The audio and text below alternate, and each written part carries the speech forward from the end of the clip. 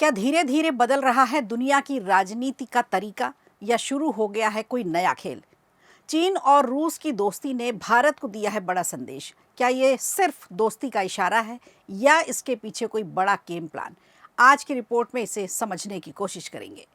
और इधर बीजेपी का 46वां स्थापना दिवस उत्तर प्रदेश में मात्र जश्न होगा या फिर इसमें छुपा है 2027 के विधानसभा चुनाव की तैयारियों का बड़ा गेम प्लान? 7 दिन के कार्यक्रम में आखिर बीजेपी क्या कुछ दिखाने जा रही है या फिर मिशन 2027 के लिए राजनीतिक जमीन नापने की तैयारी है? आज ये भी बताएंगे आपको। और इधर तमिलनाडु की राजनीति में नया खेला शुरू हो गया है। कोयम्बटूर जो कभी वामपंथियों का गढ़ माना जाता था, वहां इस बार एक भी उम्मीदवार मैदान में नहीं है। तो लाजमी है सवाल तो उठेंगे ही। आखिर ऐसा क्यों हुआ? क्यों पूरा का पूरा लेफ्ट गायब है? इसके पीछे की वजह तलाशने की भी कोशिश करेंगे आज के शो में। नमस्कार, खबर प्रधान शो देख रहे हैं आप और मैं हूं संगीता श्रीवास्तव।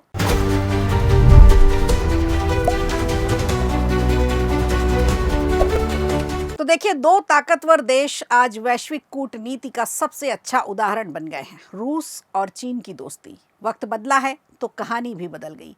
अब एक दूसरे के सबसे बड़े सहयोगी बन गए हैं। रूस और चीन की दोस्ती जो अब उस स्तर पर पहुंच चुकी है जहां किसी भी समय हिंद प्रशांत क्षेत्र में टेंशन बढ़ सकती है। लेकिन सवाल यही है कि भारत को सबसे घातक हथियार देने वाले रूस के इस कदम के पीछे की क्या है राज, और इस दोस्ती का भारत और पश्चिमी देशों के लिए क्या कोई खतरा बन सकता है?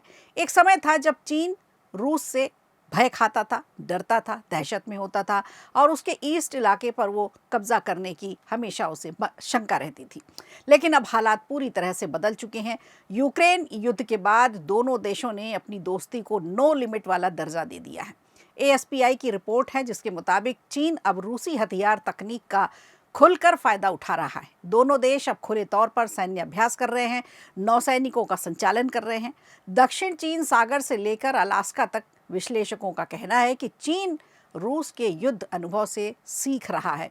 चीन ने आखिरी बार 1979 में वियतनाम से जंग लड़ी थी और उसके बाद हालिया युद्ध का उसे कोई भी अनुभव नहीं है। रूस पिछले दशकों में युद्ध और सैन्य अभ्यास में माहिर है। इस दोस्ती के चलते रूस और चीन अब पश्चिमी देशों के खिलाफ एक बड़ी रणनीति तैयार कर रहे हैं। इतना ही नहीं, रूस ने चीन को सस्ता हथियार बेचकर उसे कॉपी तकनीक तक दे दी है। Mi-8 और Mi-17 हेलीकॉप्टर की तकनीक चीन ने अपनी जासूसी और उन्नत इंजीनियरिंग के जरिए हासिल की। यानी ये दोस्ती सिर्फ दोस्ती नहीं है, बल्कि वैश्विक शक्ति संतुलन बदलने का एक पूरा गेम प्लान है।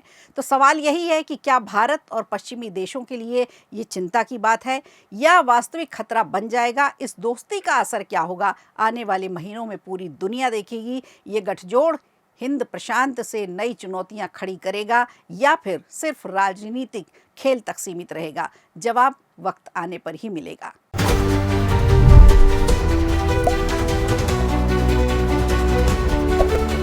और इधर भाजपा ने 2027 की तैयारी शुरू कर दी है। उत्तर प्रदेश के चुनाव हैं। इस बार अपने 46वें स्थापना दिवस को 7 दिनों तक चलने वाला विशेष कार्यक्रम बनाने जा रही है।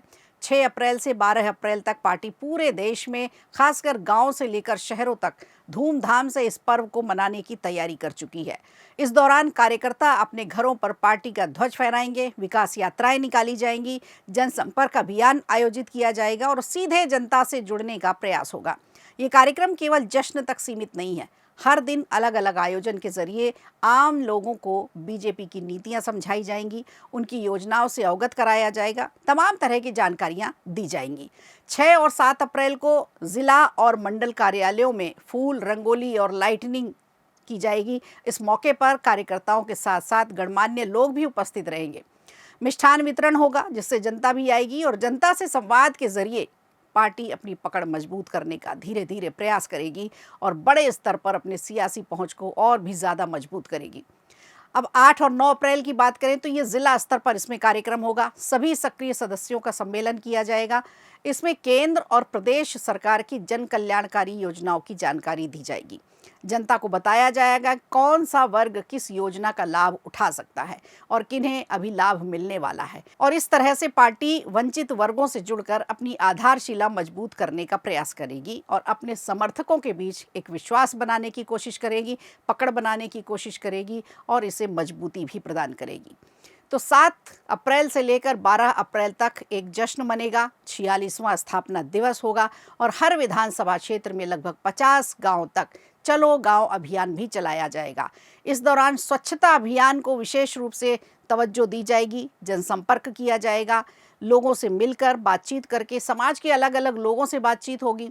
25 से 30 ऐसे प्रमुख लोग उस क्षेत्र के, उस इलाके के, उस गांव के, उस ज़िले के सम्माननीय लोग हैं, उन्हें सम्मानित भी किया जाएगा। हर विधानसभा में स्थापना दिवस के दौरान कार्यकर्ता बूथ स्तर तक पार्टी का ध्वज लगाकर सेल्फी सोशल मीडिया पर भी साझा करेंगे। इसका उद्देश्य ये होगा कि पार्टी का सीधा संदेश आम जनता तक पहुंचेगा और चुनाव से पहले कार्यकर्ताओं को एक्टिव भी करना है, जोश भरना है उनमें, हौसला देना है उन्हें। तो रणनीति यही है कि उत्तर प्रदेश के 2027 के विधानसभा चुनाव के लिए चुनावी जमीन टटोली जा रही है, तैयारी की जा रही है। विश्लेषकों का मानना है कि इस बार बीजेपी हर स्तर पर सक्रिय होकर अपने मिशन को मजबूत कर रही है। सिर्फ जश्न ही नहीं होगा बल्कि जनता के बीच अपनी सियासी पैठ बढ़ाने की कोशिश होगी, वंचित वर्गों से जुड़ने की कोशिश होगी और एक व्यापक प्रभाव बनाने की पूरी तैयारी बीजेपी ने कर ली है। तो ये 7 दिन न केवल स्थापना दिवस का पर्व है बल्कि 27 के उत्तर प्रदेश विधानसभा चुनाव की तैयारी का एक बड़ा मंच साबित होने जा रहा है।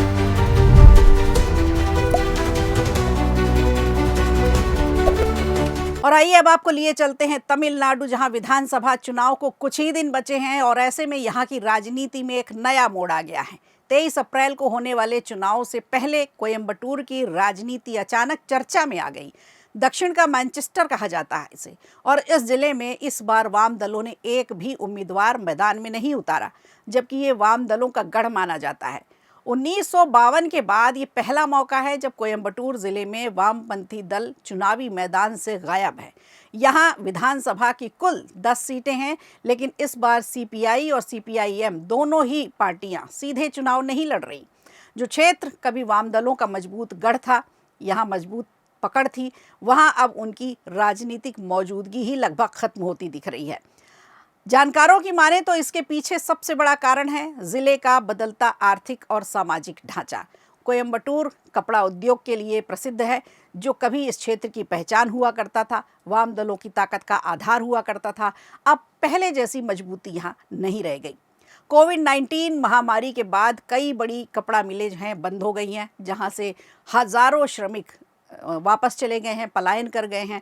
श्रमिकों की संख्या में कमी आने के बाद से ट्रेड यूनियन की पकड़ भी कमज़ोर पड़ गई है, जो कि वामपंथी दलों की सबसे बड़ी मजबूत कड़ी माना जाता है। तो यही ट्रेड यूनियनें कभी वामपंथी दलों की ताकत हुआ करती थी, आज वो कमज़ोर हो गई हैं और इस वजह से वाम दल भी कमज़ोर हो गए हैं। तो सीपीआई और सीपीआईएम जैसे दलों का जनाधार लगातार घटता चला गया और इसका सीधा असर ये हुआ कि लेफ्ट अपने दम पर चुनाव लड़ने की स्थिति में भी नहीं रह गया। तो इसके अलावा इस बार डीएमके गठबंधन में सीटों के बंटवारे के चलते भी वाम दलों को कोयम्बटूर में मौका ही नहीं मिल पाया। हालांकि वो पूरी तरह से निष्क्रिय नहीं है और गठबंधन के समर्थन में जमीनी स्तर पर प्रचार कर रहे हैं। राजनीतिक विश्लेषकों का मानना है कि ये बदलाव सिर्फ एक चुनाव तक सीमित नहीं है, बल्कि तमिलनाडु की राजनीति में एक बड़े परिवर्तन का संकेत है। तो फिलहाल सभी की नज़रें चुनावी नतीजों पर टिकी हैं। अब ये देखना दिलचस्प होगा कि ये बदलाव भविष्य में तमिलनाडु की राजनीति को किस दिशा में ले जाते हैं। तो खबर प्रधान शो में आज के लिए इतना ही। दीजिए इजाज़त, नमस्कार।